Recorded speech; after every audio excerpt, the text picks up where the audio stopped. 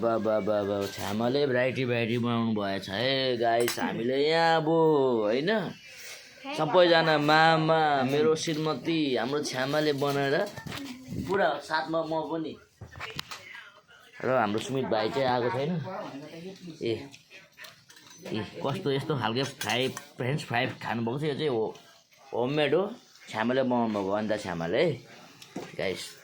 तुङमा पनि बब्बाल मिठो छ नि। यस्तो मिठो छ कि यस्तो गुलियो छ कि के भन्नु, यति गुलियो छ तारिफ गरेर पनि सकिँदैन क्या। हाम्रो मिस्टर ह्यान्डसम भाइ भोलि एज ब्यान्डको कन्सर्टमा जान आँटेको छ। यता ड्याड हो फेरि सकिएन नि गरेको छ। ल जाडो लागिरहेछ, हल्का तातो पानीमा तुङमा हानिरहेछु, त्यही हो इन्जोय।